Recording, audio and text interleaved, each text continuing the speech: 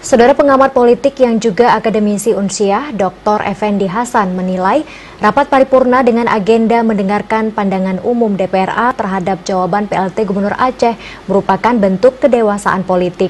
Ini ditandai sidang berlangsung aman dan lancar serta kedua lembaga ini saling menghargai. Berikut informasi selengkapnya.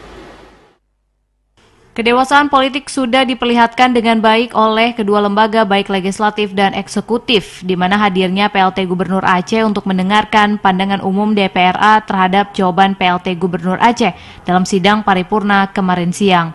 Pengamat politik Dr. Effendi Hasan yang juga Wakil Dekan 1 Bidang Akademik Visip Unsiah mengatakan ini sebuah dinamika politik yang biasa, serta keduanya sudah menjalankan fungsinya sebagai lembaga legislatif dan eksekutif.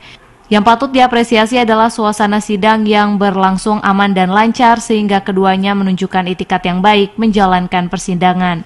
Kami yakin pihak legislatif mereka mempunyai kepentingan dalam pembahasan dan pengesahan APBA tahun 2020 dan 2021. Karena mereka mempunyai konstituen dari daerah pemilihan masing-masing yang harus mereka prioritaskan, terutama untuk pembangunan dan kesejahteraan mereka. Mudah-mudahan sinergitas yang telah terbangun antara eksekutif dan legislatif dalam sidang paripurna selama ini terus berlangsung demi pembangunan dan kesejahteraan masyarakat Aceh.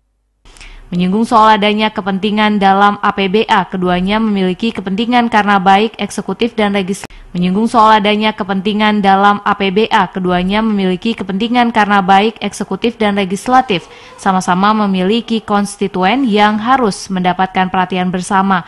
Untuk itu dirinya berharap agar sinergitas yang sudah terbangun dapat dipertahankan demi pembangunan Aceh. Tim Liputan TVRI Aceh melaporkan.